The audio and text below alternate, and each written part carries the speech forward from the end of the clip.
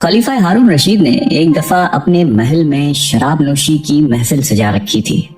वज़रा और अमीर बैठे थे कि बहलोल भी वहां आ पहुंचा।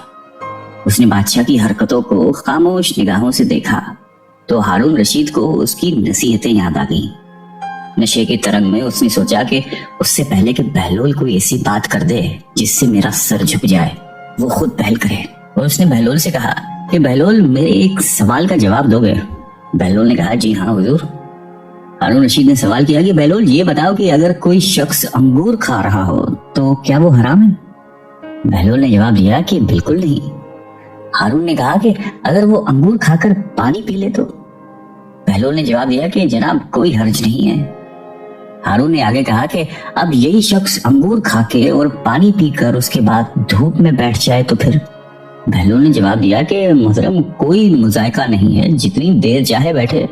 फिर आगे फरमाया कि तो फिर बहलोल तुम खुद ही बताओ कि यही अंगूर और पानी कुछ अरसा धूप में रख दिए जाएं तो हराम क्यों हो जाते हैं? हारून रशीद ने बड़े फख्र के साथ अपना फलसफा बयान किया। अब बहलोल ने हारून से कहा कि अगर इजाजत हो तो मैं चंद सवालात आपसे करूं। हारून ने कहा कि जी इजाजत है। बहलोल ने सवाल किया कि आली जहां ये बताइए कि अगर किसी आदमी के सर पे थोड़ी सी मिट्टी डाल दी जाए तो क्या उसको कोई नुकसान पहुंचेगा? खलीफा हारून रशीद ने फौरन जवाब दिया कि नहीं। उसके बाद अगर उसके सर पे थोड़ा सा पानी डाल दें तो क्या उस शख्स को कोई तकलीफ होगी? हारून बोला कि नहीं, बिल्कुल नहीं होगी। फिर बहलोल बोला कि अगर उस मिट्टी और पानी को मिलाकर एक ईंट बनाई जाए और उस शख्स के सर पे मारी जाए तो क्या नुकसान होगा? तुम भी अजीब बातें करते हो बहलोल। हारून हंसा और कहा कि उसका तो सर ही फट जाएगा। तो फिर आली मकाम, अगर आप गौर फरमाएं तो आपको ये मालूम होगा कि जिस तरह मिट्टी और पानी मिलकर इंसान का सर फोड़ सकते हैं, उस तरह अंगूर और पानी भी मिलकर ऐसी चीज बना देते हैं जो हराम और नापाक है, जिसके पीने से इंसान की अक्ल मारी जाती है और उसके बुरे और भले की तमीज नहीं रहती। इसलिए इस्लाम ने इसके पीने वाले पर सजा वाजिब की है। बगदाद के एक बड़े बाजार में एक फकीर नानबाई की दुकान के सामने से गुजर रहा था। उसने हर तरह के खाने चूल्हों पर चढ़ाए हुए थे जिससे भाप निकल रही थी। उन खानों की खुशबू उनकी लज्जत का पता दे रही थी और इर्द गिर्द के गुजरने वालों को अपनी तरफ मुतवज्जा कर रही थी। बेचारे फकीर का दिल भी ललचाया, लेकिन गरीब के पास माल कहाँ था जो इन खानों की लज्जत खरीद सकता। लेकिन वहां से हटने का भी दिल नहीं चाह रहा था। खानों में इतनी खुशबू थी कि भूख पड़ रही थी। भला आखिर उसने अपने थैले को खोला, उसमें से सूखी हुई रोटी निकाली और खाने की देग की भाप से उसे नरम करके खाने लगा, जिसमें खाने की खुशबू बसी हुई थी। नानबाई चुपचाप ये तमाशा देख रहा था। जब फकीर की रोटी खत्म हुई और वो चलने लगा तो नानबाई ने उसका रास्ता रोककर कहा कि क्यों मस्टंडे, कहाँ भाग रहा है? ला मेरे पैसे निकाल। कौन से पैसे? फकीर ने हैरान होकर पूछा। अच्छा, कौन से पैसे? अभी जो तूने मेरे खाने की बाप के साथ रोटी खाई है वो क्या तेरे बाप की थी? उसकी कीमत कौन चुकाएगा? अजीब इंसान हो तुम, फकीर ने कहा। वो बाप तो हवा में उड़ रही थी। अगर मैंने उसके साथ रोटी खाकर खुद को बहलाने की कोशिश की है तो इसमें तेरा क्या गया जिसकी कीमत अदा करूं? बस बस, इधर उधर की बातें मत कर। मैं तेरी जान हरगिज नहीं छोड़ूंगा। मैं अपना माल वसूल करके रहूंगा। नानबाई ने ये कहकर फकीर का गिरेबान ही पकड़ लिया। बेचारा फकीर परेशान हो गया कि इस हट्टे गट्टे नानबाई से अब किस तरह जान छुड़ाई जाए। इतने में बहलोल का उधर से गुजर हुआ। वो उनके करीब रुक कर उनकी बातें सुनने लगा। फकीर ने उसको हमदर्द जानकर तमाम किस्सा सुनाया तो वो नानबाई से बोला कि भाई ये तो बताओ कि क्या इस गरीब आदमी ने तुम्हारा खाना खाया है? नहीं, खाना तो नहीं खाया, मगर बाप से फायदा तो उठाया है। मैंने उसकी कीमत मांगी है, लेकिन इसके समझ में ये बात ही नहीं आ रही। नानबाई ने कहा, बिल्कुल दुरुस्त कह रहे हो तुम, बिल्कुल सही। बहलोल ने सर हिलाया और अपनी जेब से मुट्ठी भरकर सिक्के निकाले और वो एक एक करके उन सिक्कों को जमीन पे गिराता जाता और कहता कि नानबाई, ये ले पैसों की आवाज पकड़, ये ले अपने खाने की बाप की कीमत, इन सिक्कों की खनक में वसूल कर ले। ले, ये सुकून की आवाज तेरे खाने की खुशबू की कीमत है। इर्द गिर्द खड़े लोग हंस हंस कर पागल हो गए थे। नानबाई अपनी खफत मिटाकर बोला कि ये पैसे देने का कौन सा तरीका है? बहलोल ने जवाब दिया कि अगर तू अपने खाने की बात और खुशबू बेचेगा तो इसकी कीमत तुझे सिक्कों की आवाज की सूरत में ही अदा की जा सकती है। बहलोल दाना हमेशा की तरह एक दिन हारून रशीद को नसीहत करने के लिए शाही महल में आए। अगरचे उन्हें मालूम था कि इस मगरूर अब्बासी खलीफे के कानों पर जूं तक नहीं रेंगती, लेकिन आदत सी हो गई थी कि वो कभी कभार महल में आकर इशारों से खलीफे को समझाएं कि वो गलती पर है। हारून भी बहलोल की बातें सुनने का आदी हो चुका था। अगरचे वो चुभती हुई बातें करते थे और खलीफे के साथ गुस्ताखाना रवैया अख्तियार करते थे, उसके बावजूद भी हारून बहलोल की बातों को संजीदा नहीं लेता था।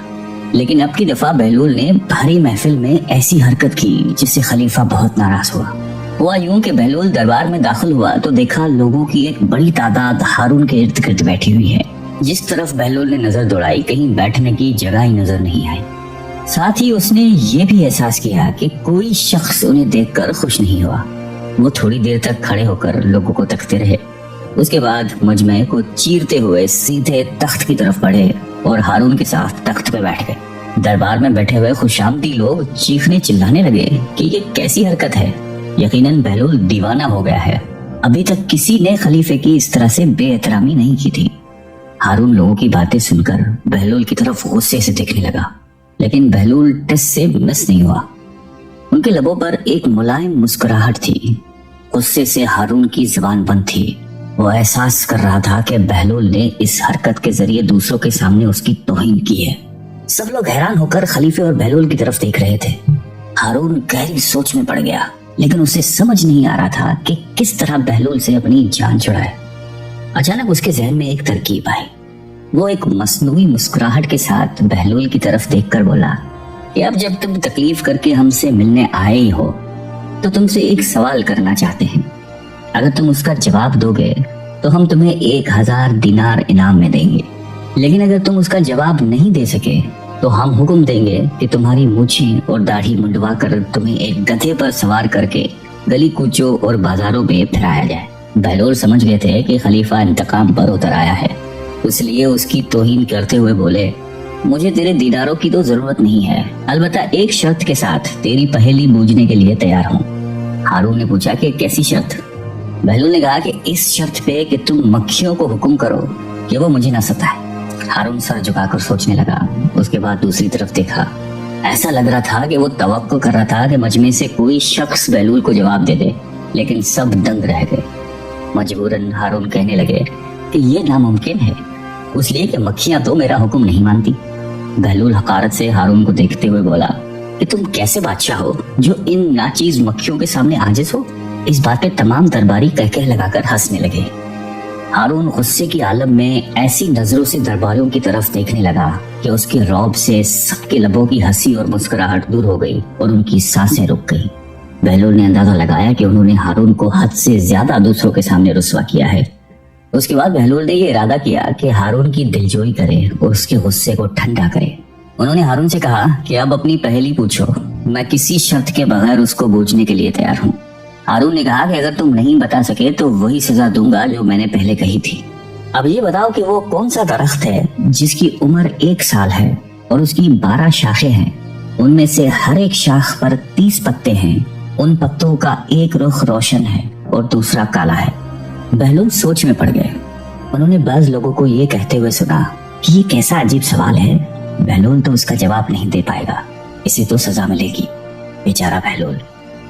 खलीफा हारून रशीद फातहाना अंदाज में मुस्कुराते हुए बोले कि अगर पहले का जवाब नहीं दे सकते हो तो देर मत करो और सजा के लिए तैयार हो जाओ। उसने कारिंदे को हुक्म दिया कि बहलोल की मूंछ और दाढ़ी मुंडवा कर गली कूचों और बाजारों में फहराएं। बहलोल खलीफा की बात काटते हुए बोला कि ये दरख्त साल है, 12 टहनियां उसके 12 महीने हैं और 30-30 पत्ते महीने के दिन हैं, जिनका उजला रुख दिन का और काला रुख रात का है। जवाब सुनकर मजमे में शाबाश शाबाश की आवाजें गूंजने लगी। सब खुश होकर बहलोल को दाद देने लगे, लेकिन हारून खामोश रहा। उनका मुंह लटक गया था और उसके चेहरे पर शिकस्त के आसार नुमाया हो गए थे। खलीफा हारून रशीद की बीवी जुबैदा खातून एक नेक और पारसा औरत थी। उन्होंने अपने महल में 1000 ऐसी खादमाएं रखी हुई थी जो कुरान की हाफिजा और कारियां थी। उन सब की ड्यूटियां मुख्तलिफ शिफ्टों में लगी हुई थी। चुनांचे उनके महल से 24 घंटे उन बच्चियों के कुरान पढ़ने की आवाज आ रही होती थी। उनका महल कुरान का गुलशन महसूस होता था। एक दिन हारून रशीद अपनी बीवी के साथ दरिया के किनारे टहल रहा था कि एक जगह बहलोल दाना को बैठे हुए देखा। उसने कहा, अस्सलाम वालेकुम। बहलूल दाना ने जवाब में वालेकुम अस्सलाम कहा। हारून रशीद ने कहा कि बहलूल आप यहाँ क्या कर रहे हैं? उन्होंने कहा कि रेत पे घर बना रहा हूँ। पूछा कि किस लिए बना रहे हो? जवाब दिया कि जो आदमी इसको खरीदेगा मैं उसके लिए दुआ करूंगा कि अल्लाह रब्बुल इज्जत उनके बदले उनको जन्नत में घर अता फरमा दे। बादशाह ने कहा कि बहलूल इस घर की क्या कीमत है? उन्होंने कहा कि सिर्फ 1 दिनार। हारून रशीद ने समझा कि ये दीवाने की कोई बेवकूफी है, लिहाजा वो आगे चला गया। उनके पीछे जुबैदा खातून आई। उन्होंने बहलूल को सलाम किया और फिर पूछा कि बहलूल तुम यहाँ क्या कर रहे हो? उन्होंने कहा कि मैं रेत पे घर बना रहा हूँ। पूछा कि किस लिए बना रहे हैं? बहलूल ने जवाब दिया कि जो आदमी इस घर को खरीदेगा मैं उसके लिए दुआ करूंगा कि अल्लाह ताला उसके बदले उनको जन्नत में घर अता फरमाए। उन्होंने पूछा कि बहलूल इस घर की क्या कीमत है? बहलूल ने कहा कि फकत 1 दिनार। जुबैदा खातून ने 1 दिनार निकाल कर उनको दे दिया और कहा कि मेरे लिए दुआ करना। वो दुआ लेकर चली गई। रात को जब हारून रशीद सोया तो उसने ख्वाब में जन्नत के मनासिर देखे। आबशारें, फलों फूल वगैरह देखने के अलावा बड़े ऊंचे ऊंचे खूबसूरत महलात भी देखे। एक सुर्ख याकूत के बने हुए महल पर उसने जुबैदा का नाम लिखा हुआ देखा। हारून रशीद ने सोचा कि मैं देखूं तो सही कि ये मेरी बीवी का ही घर है। वो महल में दाखिल होने के लिए जैसे ही दरवाजे पर पहुंचा तो एक दरबान ने उनको रोक दिया। हारून रशीद कहने लगा कि इस पर तो मेरी बीवी का नाम लिखा हुआ है, लिहाजा मुझे अंदर जाने दीजिए। दरबान ने कहा कि नहीं, यहाँ का दस्तूर अलग है। जिसका नाम होता है उसी को अंदर जाने की इजाजत होती है, किसी और को इजाजत नहीं होती, लिहाजा तुमको दाखिल होने की इजाजत नहीं है। जब दरबान ने हारून रशीद को पीछे हटाया तो उसकी आंख खुल गई। बेदार होने पर फौरन ख्याल आया कि मुझे तो लगता है बहलूल की दुआ जुबैदा के हक में अल्लाह ताला ने कबूल कर दी है। फिर उसे खुद पर अफसोस हुआ कि मैं भी अपने लिए एक घर खरीद लेता तो कितना अच्छा होता। वो सारी रात इसी अफसोस में करवटें बदलता रहा। सुबह हुई तो उसके दिल में ख्याल आया कि आज फिर मैं उस दरिया के किनारे जाऊंगा। अगर आज मुझे बहलूल मिल गया तो मैं भी एक घर खरीद लूंगा। चुनांचे वो शाम को फिर अपनी बीवी को लेकर चल पड़ा। वो बहलूल को तलाश करते हुए इधर उधर देख रहा था कि अचानक उसने देखा कि बहलूल एक जगह बैठकर उसी तरह मकान बना रहे हैं। हारून रशीद ने अस्सलाम वालेकुम कहा। बहलूल ने कहा वालेकुम अस्सलाम। हारून रशीद ने पूछा कि क्या कर रहे हो? बहलूल ने कहा कि मैं घर बना रहा हूँ। हारून रशीद ने पूछा कि किस लिए? बहलूल ने कहा कि जो आदमी ये घर खरीदेगा मैं उसके हक में ये दुआ करूंगा कि अल्लाह ताला उसके बदले उसे जन्नत में घर अता फरमाए। हारून रशीद ने पूछा कि बहलूल इस घर की क्या कीमत है? बहलूल ने कहा कि इसकी कीमत पूरी दुनिया की बादशाही है। हारून रशीद ने कहा कि इतनी कीमत तो मैं नहीं दे सकता। कल तो आप 1 दिनार के बदले दे रहे थे और आज पूरी दुनिया की बादशाहत मांग रहे हो। बहलूल दाना ने कहा कि बादशाह सलामत, कल बिन देखे का मामला था और आज देखा हुआ मामला है। कल बिन देखे का सौदा था इसलिए सस्ता मिल रहा था, आज चूंकि देख के आए हैं इसलिए अब उसकी कीमत भी ज्यादा देनी पड़ेगी। बहलूल दाना एक मर्तबा कब्रिस्तान में बैठे हुए थे कि किसी ने पूछा कि बहलूल यहाँ क्या कर रहे हो?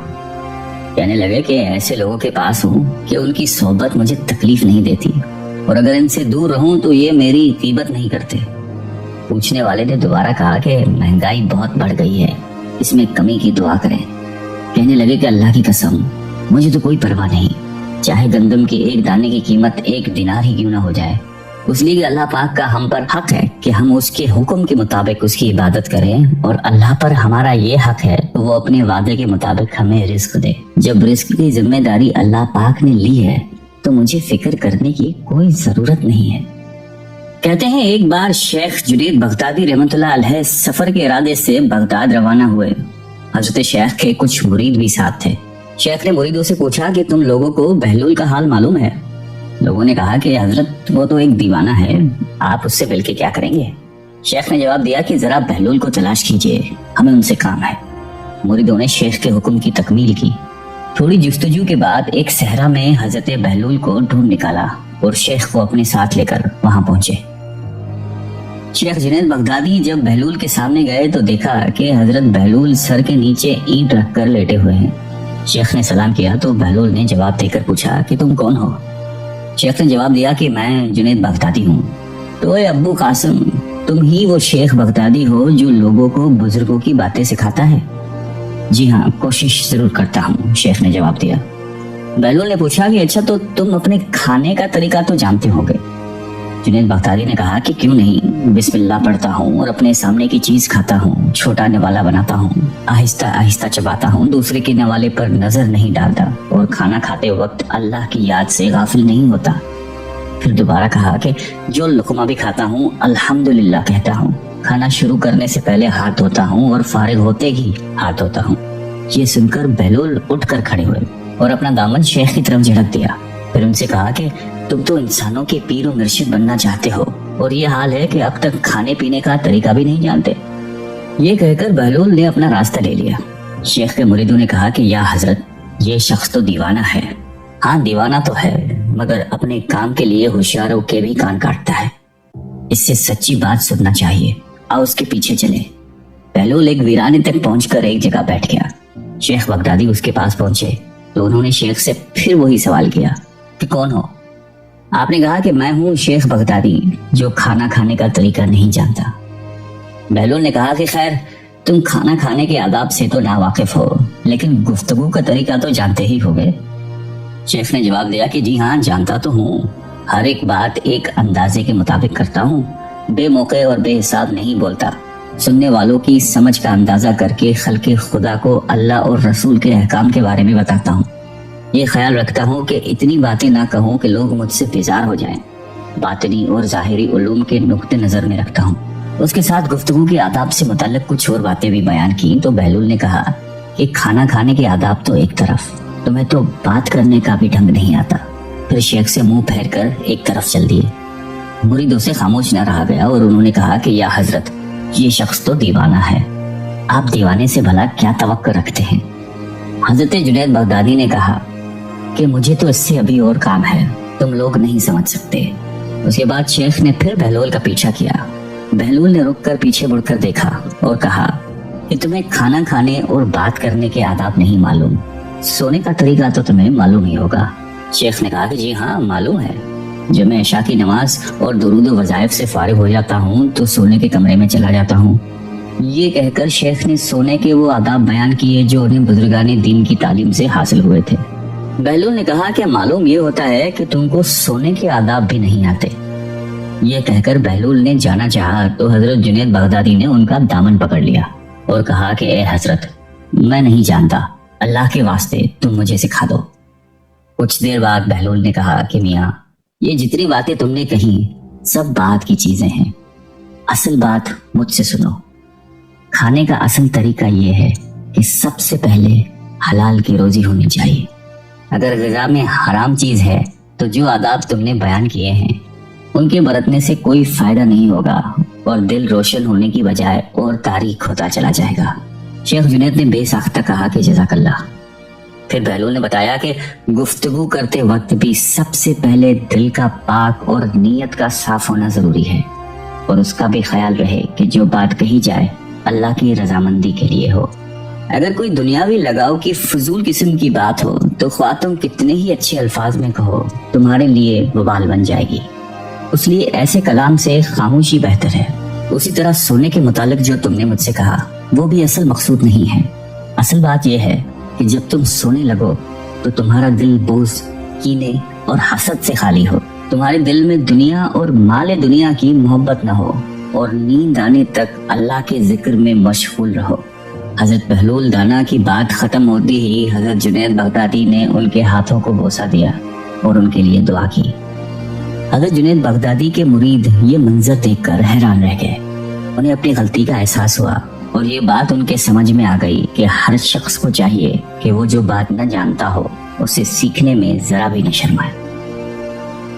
एक बार जनाबे बहलोल दाना किसी नखलिस्तान में तशरीफ रखते थे। एक ताजर का वहां से गुजर हुआ।